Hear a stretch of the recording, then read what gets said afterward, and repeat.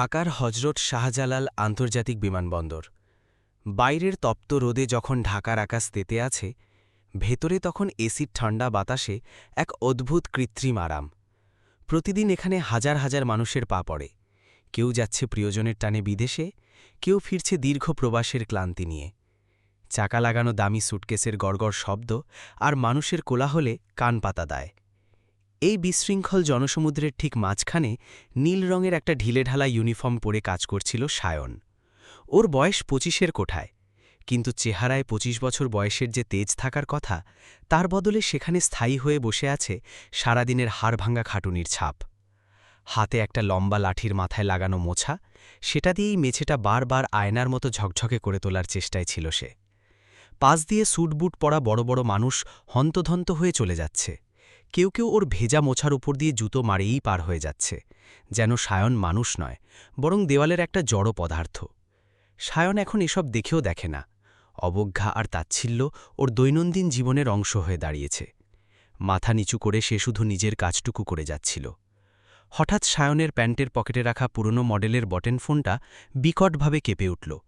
থরথর করে কাঁপা ফোনটা সায়ন তড়িঘড়ি করে বের করল। একপাশে সরে গিয়ে চারপাশটা একবার দেখে নিল সে। সুপারভাইজার দেখলে আবার ঝাড়ি দেবে। ফোনের ছোট স্ক্রিনটাতে নাম ওঠেনি, শুধু জলজল করছিল একটা শব্দ, মা। ফোনটা কানে নিতেই সায়নের পাথরের মতো শক্ত হয়ে থাকা মুখটা এক মুহূর্তেই নরম হয়ে গেল। বুক চিরে একটা দীর্ঘশ্বাস বেরিয়ে এলো ওর। গলাটা নামিয়ে ফিসফিস করে বলল, হ্যাঁ মা, শরীরটা কেমন এখন? ওপাশ থেকে যে কণ্ঠস্বরটা এলো সেটা এতটাই দুর্বল যে মনে হচ্ছিল কথাগুলো বলতে ওনার ভীষণ কষ্ট হচ্ছে। সায়নের মা জীর্ণ গলায় বললেন, বাবা, আজ সকাল থেকে না দমটা ঠিকমতো নিতে পারছি না, বুকটা কেমন ভার হয়ে আছে। সায়নের কপালের চামড়া কুঁচকে গেল। দুশ্চিন্তাটা গলার ভেতরে দলা পাকিয়ে এলো ওর। সে ধরা গলায় জিজ্ঞেস করল, কেন মা, ওষুধটা কি ঠিকমতো খেয়েছিলে? মা এক মুহূর্ত চুপ থেকে ম্লান স্বরে উত্তর দিলেন, খেয়েছি বাবা, কিন্তু ডাক্তার তো বলেই দিয়েছে তাড়াতাড়ি ওই বড় অপারেশনটা না করালে এই ওষুধে আর কাজ দেবে না। সায়ন আর কিছু বলতে পারল না। ও জানত মায়ের এই হার্ট সার্জারির জন্য যে পরিমাণ টাকা দরকার সেটা ওর মতো একজন ক্লিনারের কাছে চাঁদের মতো দুর্লভ। ওর পুরো মাসের বেতনে বড়জোর মায়ের এক সপ্তাহের ওষুধের খরচ চলে। কিন্তু সে চায়নি মা তার ভেতরের ভয়টা টের পাক। নিজের ভেতরের হাহাকারটুকু আড়াল করে সে একটু হাসার চেষ্টা করে বলল, তুমি একদম ভয় পেও না তো মা, আমি সব ব্যবস্থা করছি, খুব তাড়াতাড়ি টাকা চলে আসবে, তারপর তোমাকে একদম সুস্থ করে বাসায় নিয়ে যাব, তুমি শুধু চিন্তা করো না। কথাটা বলেই ফোনটা দ্রুত কেটে দিল সে, কারণ ও আর বেশিক্ষণ কথা বললে নিজের গলার কাঁপুনটা চেপে রাখতে পারত না। পকেটে ফোন রাখার সময় ওর চোখের কোণে এক ফোঁটা লোনা জল চিকচিক করে উঠল। কিন্তু কাঁদার সময় সায়নের নেই।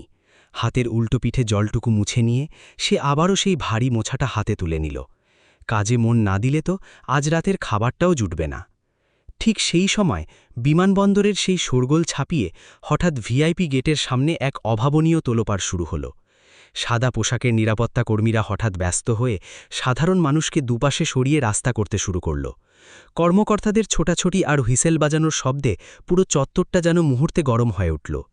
সায়ন অবাক হয়ে হাতের মোছাটা থামিয়ে মাথা তুলে ওদিকে তাকাল। কেউ একজন আসছে, খুব বড় কেউ আসছে। ভিআইপি গেটের সামনে একটা বিশাল কালো এসইউভি এসে যখন থামল, তখন মনে হলো পুরো এলাকার বাতাসেই যেন একটা দামি আভিজাত্যের গন্ধ ছড়িয়ে পড়ল। গাড়ি থেকে নামলেন অবনী চৌধুরী। ২৮ বছরের এই তরুণী ঢাকার কর্পোরেট জগতের অন্যতম প্রভাবশালী নাম। তার পরনের দামি স্যুট আর তীক্ষ্ণ হাই হিলের আওয়াজে যেন একটা কামান্ড ছিল। তার সাথে থাকা কর্মকর্তারা তটস্থ হয়ে চারপাশ আগলে রাখছিলেন, যেন কোনো রানীর মিছিল চলছে। অবনী ফোনে খুব গম্ভীরভাবে কথা বলছিলেন, বোধহয় কোনো বড় ডিল নিয়ে। হ্যাঁ আঙ্কেল, একদম টেনশন করবেন না, আমি ঠিক সময় মিটিংয়ে থাকব, এখনই ফ্লাইটে উঠে যাচ্ছি। কথা বলতে বলতেই তিনি দ্রুত পায়ে ভেতরের দিকে হাঁটছিলেন। ঠিক সেই মুহূর্তেই ঘটে গেল অঘটনটা। কাঁধের চামড়ার ব্যাগটা একটু টেনে ঠিক করতে গিয়ে তার হাতের মুঠো থেকে দামি আইফোনটা ফসকে গেল। মসৃণ মেঝের ওপর ফোনটা ছিটকে কয়েক হাত দূরে গিয়ে পড়ল। অথচ অবনী তার ব্যস্ততার ফোনের আলাপে এতটাই মগ্ন ছিলেন যে টেরই পেলেন না কি হারিয়েছেন। সায়ন মোছা হাতে নিয়ে সবটাই দেখছিল। ওর মাথায় তখন অন্য কোনো চিন্তা কাজ করেনি। কাজ ফেলে ও এক লাফে ফোনটা কুড়িয়ে নিল। ফোনটা হাতে নিয়ে ওর মনে হলো যেন আগুনের টুকরো ধরেছে। এত দামি জিনিস! ও ফোনে স্ক্রিন বা অন্য কিছুর দিকে নজর না দিয়ে জান প্রাণ লড়িয়ে দৌড় দিল অবনীর পেছনে। ম্যাম, ও ম্যাম, একটু শোনেন! সায়ন গলা ফাটিয়ে চিৎকার করল, কিন্তু বিমানবন্দরের লাউডস্পিকারের ঘোষণা আর শত শত মানুষের গিজগিজে ঘিরে ওর ডাক যেন হারিয়ে যাচ্ছিল। অবনী ১ সেকেন্ডের জন্য গতি কমানলেন না। সায়ন তখন ভিড় ঠেলে প্রায় হাঁপাতে হাঁপাতে অবনীর একদম পিঠের কাছে পৌঁছে গেল। কাঁপা গলায়ও বলল, ম্যাম, এই যে ম্যাম, আপনার ফোনটা পুইরা গেছিল। অবনী হঠাৎ যেন বিদ্যুতের শক খেলেন। ঝট করে পেছনে ঘুরতেই দেখলেন তার সামনে এক নীল ইউনিফর্ম পরা অপরিচ্ছন্ন ক্লিনার ছেলে দাঁড়িয়ে আছে, আর তার হাতে ধরা অবনীর শখের ফোনটা। অবনীর চোখে প্রথমে একটা চমক খেলে গেল, কিন্তু তার পরের মুহূর্তেই সেই বিস্ময় বদলে গেল চরম ঘৃণায়। একজন সাধারণ ঝাড়ুদার তার দামি ফোন এভাবে হাত দিয়ে ধরেছে, এটা তিনি কিছুতেই মেনে নিতে পারছিলেন না। তার সুন্দর মুখটা রাগে কুঁচকে গেল, চোখ দুটো যেন আগুন ঝরাতে লাগল। আশেপাশের মানুষজন কাজ ফেলে গোল হয়ে দাঁড়িয়ে গেল এই কাণ্ড দেখার জন্য। অবনীর রাগে কাঁপতে কাঁপতে সায়নের দিকে তেড়ে এলেন। অবনী যেন ফেটে পড়লেন। চারপাশের মানুষের সামনে তার গলার স্বর সপ্তমে চড়িয়ে বললেন, এই ফোন তোর হাতে গেল কি করে রে? স্পর্ধা তো কম না। সায়ন কিছুটা হচকচিয়ে গেল ঠিকই, কিন্তু নিজেকে সামলে নিয়ে বিনীতভাবে বলল, ম্যাম, আপনার হাত থেকে মেঝের উপর পড়ে গিয়েছিল ফোনটা। আমি শুধু সেটা ফেরত দিতেই আপনার পেছন পেছন দৌড়ে আসছিলাম। অবনীর চোখে তখন তীব্র ঘৃণা আর অবিশ্বাসের ছায়া। তিনি সায়নের কথা শেষ হওয়ার আগেই এক হ্যাঁচকা টানে ফোনটা নিজের হাতে ছিনিয়ে নিলেন। ঠোঁটের কোণে একটা বিষাক্ত হাসি ফুটিয়ে বললেন, বড় বড় কথা! সত্যি করে বলতো, ফোনটা মারার ফন্দি ছিল না তোর? আমার চোখ এড়িয়ে কতদূর পালাবি ভেবেছিলি? অবনীর এই কথায় আগুনের মতো কাজ করল। চারপাশের উৎসুক মানুষের ভিড়ে ফিসফাস শুরু হয়ে গেল। পেছন থেকে কেউ একজন ফড়ন কাটল, আজকাল এই নীল ইউনিফর্মধারীদের একদম বিশ্বাস নেই, এরা হলো চোরদের সর্দার। কথাগুলো সায়নের কানে তীরের মতো বিঁধল। এতগুলো মানুষের সামনে চোর অপবাদ শোনাটা কোনো মানুষের পক্ষেই সহজ নয়, কিন্তু সায়ন ভেঙে পড়ল না। সে সোজা হয়ে দাঁড়িয়ে খুব শান্ত কিন্তু দৃঢ় গলায় বলল, স্যার, আমি আপনার হারানো জিনিসটা আপনার হাতে তুলে দিতে চেয়েছিলাম, আপনি ভুল বুঝছেন। ঠিক সেই সময় ভিড় ঠেলে সেখানে ঢুকলেন বিমানবন্দরের ফ্লোর সুপারভাইজার শাহেদ সাহেব। এলাকার বড় কর্তা হিসেবে তিনি বেশ গম্ভীরভাবে জিজ্ঞেস করলেন, কি সমস্যা এখানে? এত চেঁচামেচি কেন? অবনী চৌধুরীকে দেখে শাহেদ সাহেব একটু কুঁকড়ে গেলেন। আভিজাত্যের সামনে মাথা নোয়ানোই যেন তার অভ্যেস। সায়ন কিছু বলার আগেই অবনী ঝাঝালো গলায় বললেন, আপনার এই ক্লিনার আমার ফোন নিয়ে দৌড়াচ্ছিল, আমি নিজে একে ধরেছি। শাহেদ সাহেবের আর প্রমাণের দরকার পড়ল না।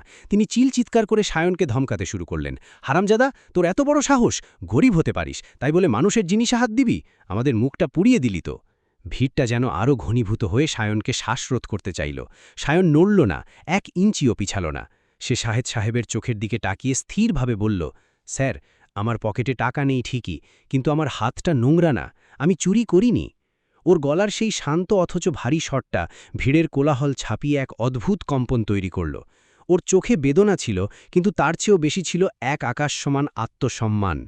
অথচ সেই পাথর হৃদয়ের ভিড়ে একজন মানুষও ছিল না যে ছেলেটার ভেতরের স্বচ্ছতাটুকু অনুভব করতে পারে।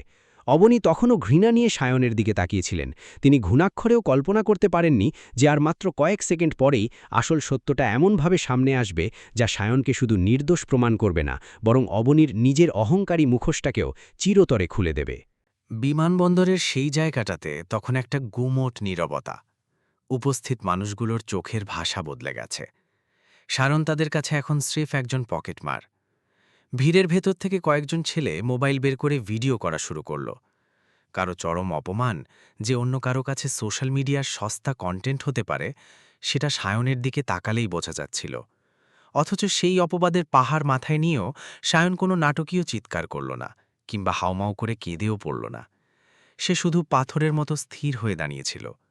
ওর শান্ত চোখের ভেতর যে গভীর হাহাকার ছিল, সেটা পড়ার ক্ষমতা সেখানে কারও ছিল না। শাহিদ সাহেব রাগে ফেটে পড়ে বললেন, আমি অনেক আগে থেকেই তোকে সন্দেহ করেছিলাম। তোদের মতো ছোট লোকদের মাথায় তুললে এমনই হয়, সুযোগ পেলেই হাত সাফাই। সায়ন এবারও মাথা নিচু করল না। খুব নিচু স্বরে কিন্তু স্পষ্ট করে বলল, স্যার, আমি কোনো অন্যায় করিনি, আমি শুধু উনার জিনিসটা ফেরত দিতে চেয়েছিলাম। শাহেদ সাহেবের তখন সত্য শোনার মতো মানসিকতা নেই।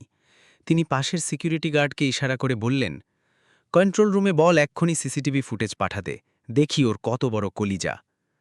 অবনী চৌধুরীও তখন ঘড়ি দেখছিলেন আর বিরক্ত হচ্ছিলেন। তার কাছে এই পুরো ব্যাপারটা ছিল স্রেফ সময়ের অপচয়। কিন্তু আশেপাশে দাঁড়িয়ে থাকা মানুষগুলোর কাছে এটা ছিল এক দারুণ লাইভ থ্রিলার।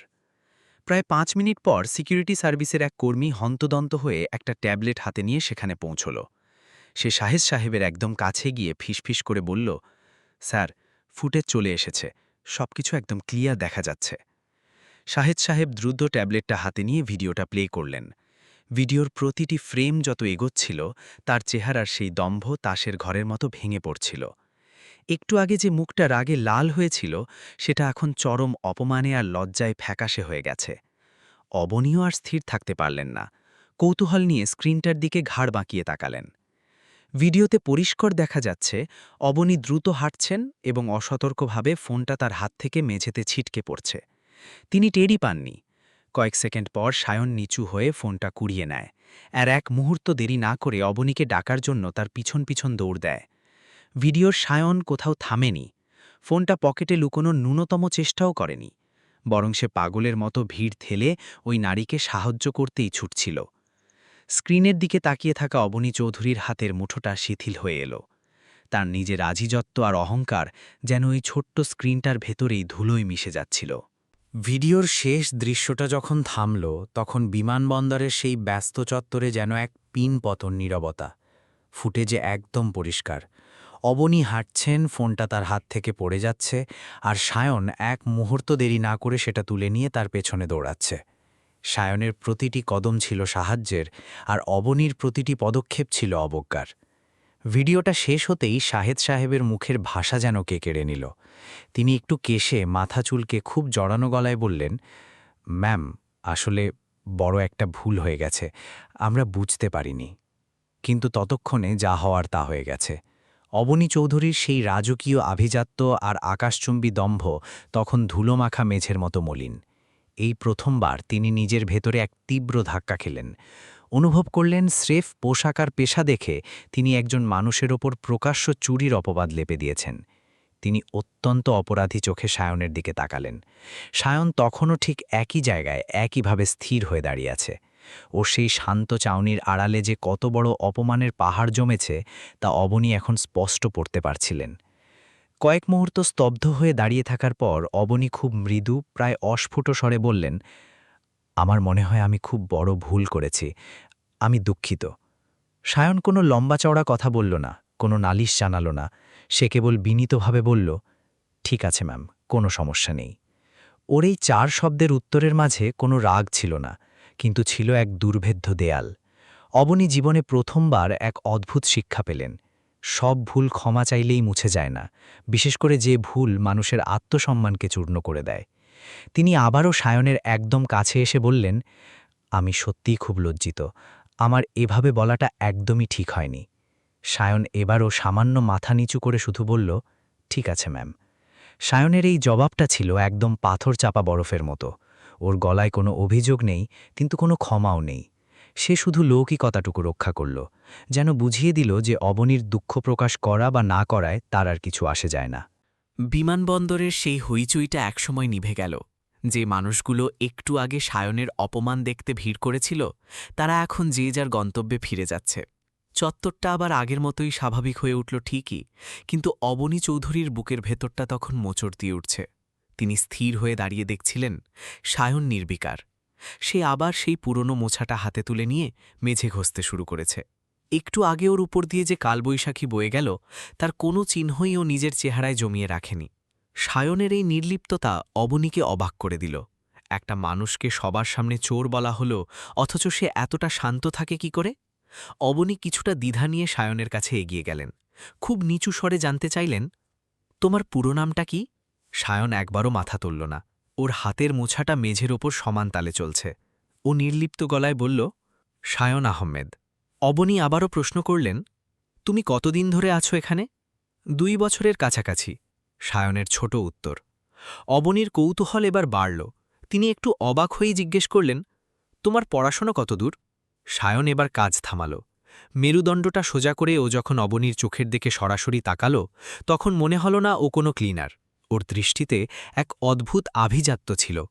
ও গম্ভীরভাবে বলল, আমি ন্যাশনাল ইউনিভার্সিটি থেকে গ্র্যাজুয়েশন শেষ করেছি ম্যাম। অবনী যেন আকাশ থেকে পড়লেন। মুহূর্তের জন্য তার সব কথা আটকে গেল। একটু সামলে নিয়ে বললেন, তাহলে তুমি এই কাজ কেন করছো? তোমার তো ভালো কোনো চাকরি করার কথা। সায়ন এবার একটু ম্লান হাসল। সেই হাসিতে পৃথিবীর সমস্ত ক্লান্তি যেন মিশেছিল। ও ধীর স্থিরভাবে বলল, মাঝে মাঝে বাস্তবতা মানুষকে এমন জায়গায় এনে দাঁড় করায় ম্যাম, যা সে কখনো কল্পনাও করেনি। পেটের দায় আর ভাগ্যের কাছে অনেক স্বপ্নই তুচ্ছ হয়ে যায়। কথাটা বলে সায়ন আবারও কাজে মন দিল। অবনী স্তব্ধ হয়ে দাঁড়িয়ে রইলেন। তিনি বুঝতে পারলেন ইউনিফর্মটা ক্লিনারদের হলেও এই ছেলেটার ভেতরের সত্তাটা অনেক বড়। ওর শান্ত ব্যবহারের পেছনে লুকিয়ে থাকা জীবনযুদ্ধটা অবনীকে এক নিমেষে অনেক ছোট করে দিল। সায়নের পকেটের সেই পুরনো ফোনটা এবার যেন আরও কর্কশ শব্দে বেজে উঠল। ও দ্রুত কলটা ধরতেই ওপাশ থেকে একটা আতঙ্কিত কণ্ঠস্বর ভেসে এলো। সায়ন কেবল বিড়বিড় করে বলল, হ্যাঁ মা। কিন্তু মুহূর্তের মধ্যে ওর মুখের সমস্ত জ্যোতি যেন দপ করে নিভে গেল। ওপাশ থেকে প্রতিবেশী এক ছোট ভাই হাঁপাতে হাঁপাতে বলছিল, সায়ন ভাই, খালাম্মার অবস্থা খুব খারাপ, আমরা ওনাকে হাসপাতালে নিয়ে এসেছি। সায়নের হাতের মুঠো কাঁপতে শুরু করল। ও রুদ্ধশ্বাসে জিজ্ঞেস করল, মায়ের কি হয়েছে? ডাক্তাররা নাকি বলেছেন অবস্থা খুবই সংকটাপন্ন, হাতে সময় খুব কম। এই একটা খবর সায়নের সবটুকু ধৈর্য ভেঙে চুরমার করে দিল। ওর চোখ ফেটে অঝোর ধারায় জল বেরিয়ে এলো। ও শুধু বলতে পারল, আমি আসছি, তোরা ওনার একটু দেখিস ভাই, আমি এক্ষুনি আসছি। ফোনটা রাখার পর সায়নের শরীর রি করে কাঁপছিল। ও পাগলের মতো নিজের ব্যাগটা টেনে নিল। অবনী এতক্ষণে এই দৃশ্যটা এক দৃষ্টিতে দেখছিলেন।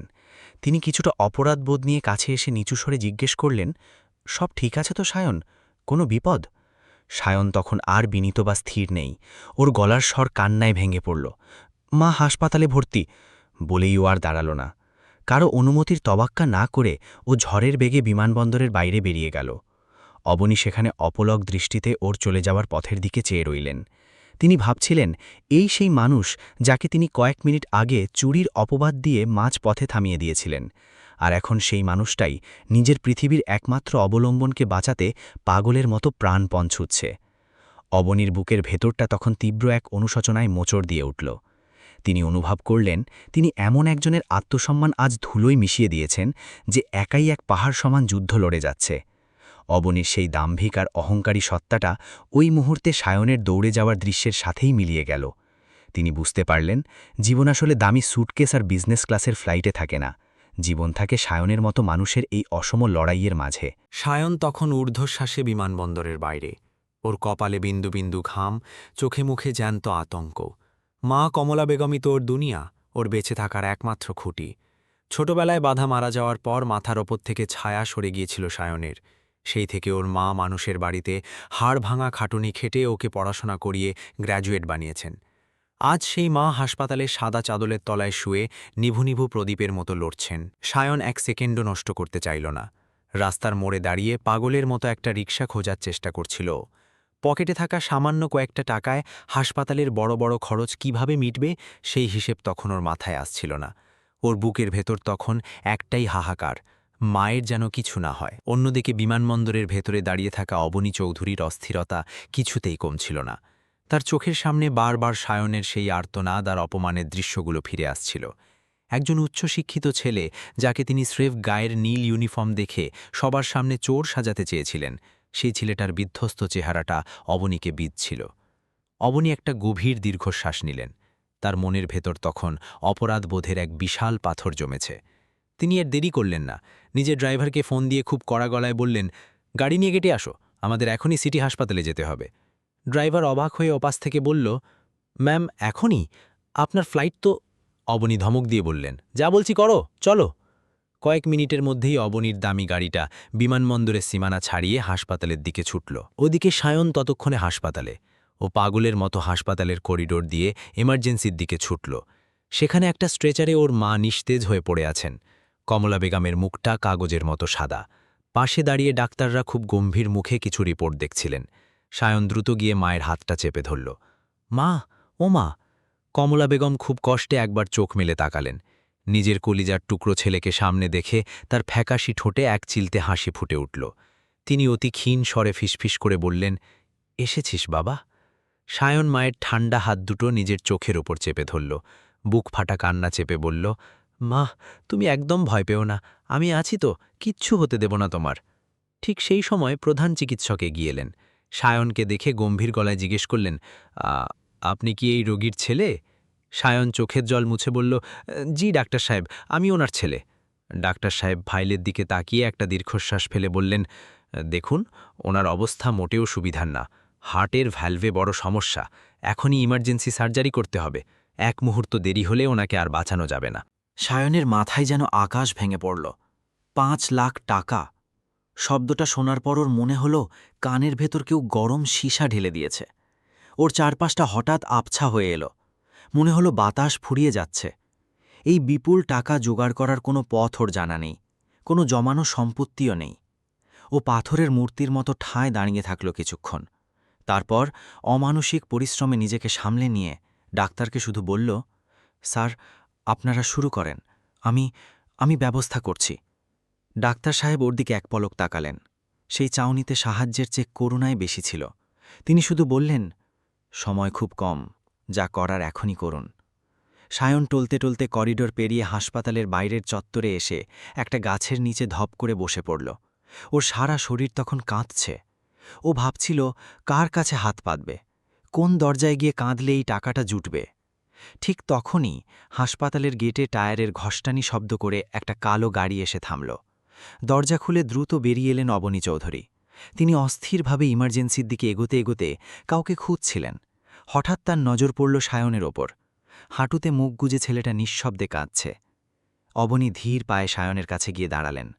খুব নিচু স্বরে ডাকলেন, সায়ন। সায়ন মাথা তুলল। চোখের জলে ভেজা ঝাপসা দৃষ্টিতে অবনীকে দেখেও রীতিমতো থতমত খেয়ে গেল। ম্যাম, আপনি এখানে? অবনী কিছুক্ষণ কথা বলতে পারলেন না।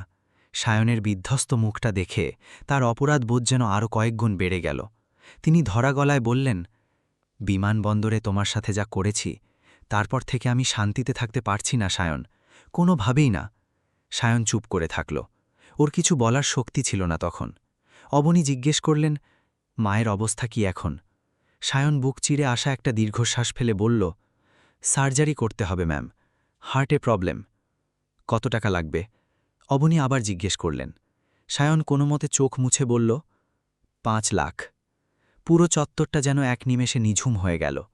কয়েক সেকেন্ড পর অবনী খুব শান্ত কিন্তু দৃঢ় গলায় বললেন, এই অপারেশনের সব খরচ আমি দেব, তুমি শুধু ডাক্তারদের বলো কাজ শুরু করতে। সায়ন সাথে সাথে সোজা হয়ে বসল। ওর মেরুদণ্ড যেন মুহূর্তেই শক্ত হয়ে গেল। ও সরাসরি প্রতিবাদ করে বলল, না ম্যাম, দরকার নেই, আমি কারো দয়া নিয়ে মাকে বাঁচাতে চাই না। এবার অবনী সায়নের চোখের দিকে স্থির হয়ে তাকালেন। কেন? তুমি কি চাও না তোমার মা সুস্থ হয়ে ফিরুক? সায়ন এবারও মাথা নত করল না। ও পরিষ্কার গলায় বলল, অবশ্যই চাই, কিন্তু আমি কারো করুণা নিয়ে বাঁচতে শিখিনি। এই চরম বিপদের মুখে দাঁড়িয়েও ছেলেটার এমন তেজ দেখে অবনী মনে মনে আবারও কুর্নিশ করলেন। তিনি খুব নরম গলায় বললেন, সায়ন, এটাকে করুণা হিসেবে দেখো না, এটা আমার ভুলের প্রায়শ্চিত্ত। আমাকে অন্তত এইটুকু দায়মুক্তি দাও। সায়ন আর কথা বাড়াল না। ও নির্নিমেষ চোখে মায়ের ওয়ার্ডের দিকে তাকিয়ে রইল। একদিকে ওর সারা জীবনের আদর্শ আর আত্মসম্মান, আর অন্যদিকে মায়ের নিভে আসতে থাকা প্রাণপ্রদীপ। ওর চোখের কোণ বেয়ে এক ফোঁটা জল নিঃশব্দে ঘাসের ওপর ঝরে পড়ল। জীবন আর আত্মসম্মানের সেই অসম লড়াইয়ে সায়ন অবশেষে হার মানল। তবে এই হার তার নিজের জন্য নয়, তার মায়ের জীবনের কাছে। ও মাথা নিচু করে খুব ম্লান গলায় বলল, আমি শুধু মায়ের জন্য আপনার এই টাকাটা নিচ্ছি ম্যাম, এছাড়া আমার আর কোনো উপায় নেই। অবনীর মুখে তখন এক চিলতে স্বস্তির হাসি। তিনি এক মুহূর্ত দেরি না করে হাসপাতালের সব কাগজপত্র আর অগ্রিম টাকার ঝক্কি মিটিয়ে দিলেন। মায়ের জন্য সবচেয়ে উন্নত চিকিৎসার ব্যবস্থা করা হল। ডাক্তাররা দ্রুত কমলা বেগমকে অপারেশন থিয়েটারে নিয়ে গেলেন। বাইরের করিডরে সায়ন একা বসে রইল না, অবনীও তার পাশে ছায়ার মতো রয়ে গেলেন। দামি পারফিউমের ঘ্রাণ আর হাসপাতালের ফিনাইল মেশানো উৎকট গন্ধ মিলেমিশে এক অদ্ভুত পরিবেশ তৈরি হল সেখানে। দীর্ঘ কয়েক ঘণ্টা পর ওটির ওপরের সেই লাল বাতিটা নিভে গেল। সায়ন এক লাফে দাঁড়িয়ে পড়ল। ডাক্তার বেরিয়ে এসে মাস্কটা খুললেন। তার মুখে প্রশান্তির হাসি। তিনি সায়নের কাঁধে হাত রেখে বললেন, অপারেশন একদম সাকসেসফুল, আপনার মা এখন পুরোপুরি বিপদমুক্ত। সায়নের চোখের বাঁধ ভেঙে গেল। তবে এবার আর কষ্টের জল নয়, এ জল আনন্দের। ও প্রথমবার অবনীর দিকে এমন এক নজরে তাকাল যেখানে কোনো দেওয়াল ছিল না, ছিল কেবল অতলান্তিক কৃতজ্ঞতা। অবনী আলতো করে বললেন, এখন শান্ত হও সায়ন, সব বিপদ কেটে গেছে। কিন্তু সেই রাতের পর থেকে তাদের দুজনের জীবনের চাকাটা এক নতুন দিকে ঘুরতে শুরু করল। অবনী তখন কল্পনাও করতে পারেননি যে স্রেফ দায় মুক্তির জন্য তিনি আজ যাকে সাহায্য করলেন, সেই ছেলেই একদিন তার বিশাল প্রতিষ্ঠানের সবচেয়ে বিশ্বস্ত সেনাপতি হয়ে উঠবে। সময় তো কারোর জন্য বসে থাকে না, সে তার আপন খেয়ালেই বয়ে চলল। হাসপাতাল থেকে ফেরার পর কমলা বেগম ধীরে ধীরে সেরে উঠতে লাগলেন। সায়নের যত্ন আর ঠিকঠাক ওষুধের গুণে তার ফ্যাকাশে মুখে আবার সজীবতা ফিরে এল। সায়নের রুটিনটা এখন বেশ করা, ভোরে উঠে মায়ের নাস্তা বানানো, খাওয়া দাওয়া তদারকি করা, সব সেরে তবেই সে নিজের কাজে বেরোয়। শরীর খাটানো পরিশ্রম আগের মতোই আছে, কিন্তু ওর মনের ভেতর এখন একটা নতুন স্বপ্নের চারা ডালপালা মেলতে শুরু করেছে। একদিন বিকেলে অবনী চৌধুরী নিজে এলেন সায়নের সেই জীর্ণ বাড়িতে। কমলা বেগম এই অচেনা অথচ আপন মেয়েটিকে কাছে টেনে নিলেন। পরম মমতায় অবনীর মাথায় হাত বুলিয়ে দিতে দিতে বললেন, মারে, তুই সায়নের জন্য যা করছিস, ওপরওয়ালা তোর অনেক ভালো করবেন। কমলা বেগমের সেই অকৃত্রিম দোয়ায় অবনী কেমন যেন ভিজে গেলেন। তিনি খুব নিচু হয়ে বিনীতভাবে বললেন, আন্টি, ওভাবে বলবেন না, আমি শুধু নিজের দায়িত্বটুকু পালন করার চেষ্টা করেছি। মুখে বললেও অবনীর অন্তরের কোথাও একটা কাঁটা তখনও বিত্ত। বিমানবন্দরের সেই অপমানজনক দৃশ্যটা মনে পড়লে তার নিজেরই কুঁকড়ে যেতে ইচ্ছে করে। তিনি মনে মনে ঠিক করে ফেললেন, সায়নের মতো এমন সৎ আর গ্র্যাজুয়েট একটা ছেলে কোনোভাবেই বিমানবন্দরের মেঝে ঘষার জন্য জন্মায়নি। ওর সঠিক জায়গাটা এবার খুঁজে দিতে হবে। কিছুদিন পরের কথা, অবনী সায়নকে একদিন ডেকে পাঠালেন। কফির ধোঁয়া ওঠা মগের ওপাশে বসে তিনি সরাসরি সায়নের চোখের দিকে তাকিয়ে প্রশ্নটা করলেন, সায়ন, তুমি গ্র্যাজুয়েশন শেষ করেও কেন এই ক্লিনারের কাজটা করছিলে? সায়ন বিন্দুমাত্র সংকুচিত না হয়ে খুব সহজ গলায় উত্তর দিল, কাজ তো কাজই ম্যাম, দুনিয়ায় কাজ ছোট বড় হয় না, ছোট বড় হয় মানুষের উদ্দেশ্য। বিপদের দিনে কাজটা আমাকে বাঁচিয়ে রেখেছিল, এটাই আমার কাছে বড়। অবনী কিছুক্ষণ চুপ করে থাকলেন, তারপর গলাটা একটু ঝেড়ে বললেন, আমি যদি তোমাকে আমার হেড অফিসে একটা ভালো পজিশন দিই, তুমি কি জয়েন করবে? সায়নের চোখে এবার একটু চমক খেলে গেল।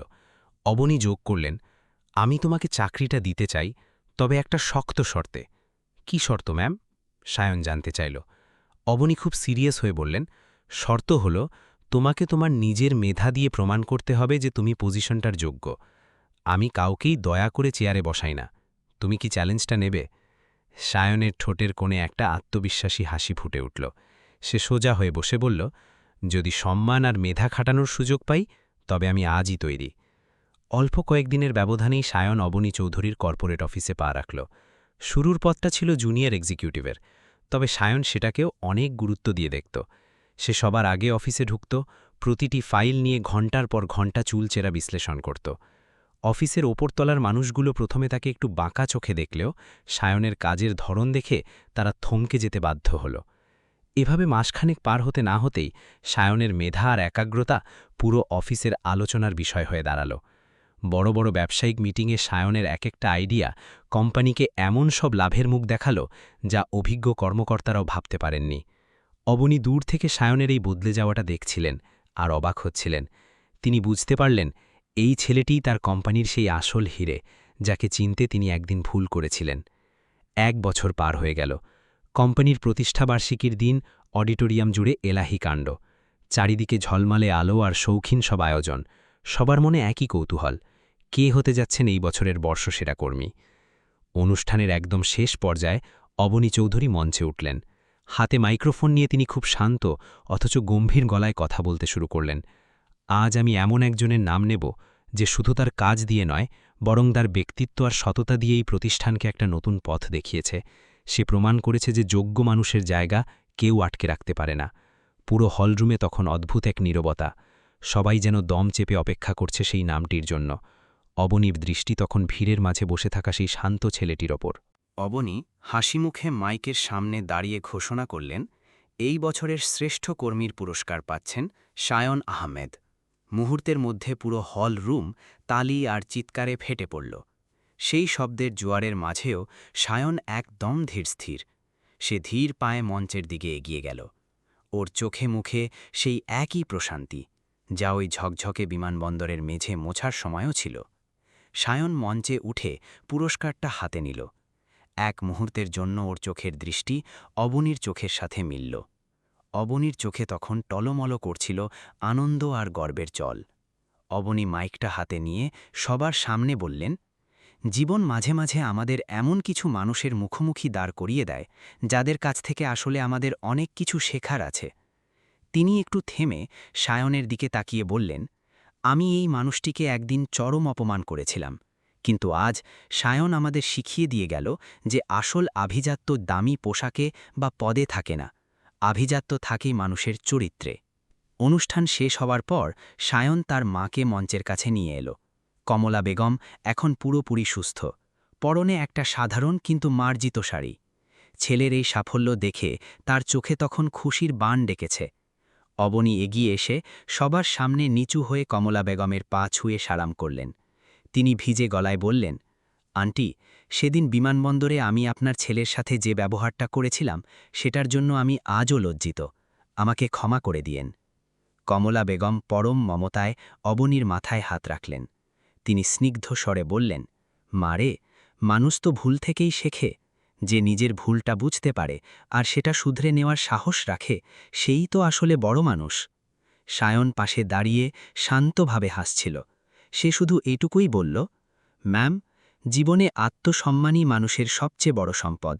মানুষ যদি নিজের মেরুদণ্ডটা সোজা রাখতে পারে, তবে এই দুনিয়া একদিন তাকে ঠিকই কুর্নিশ করবে।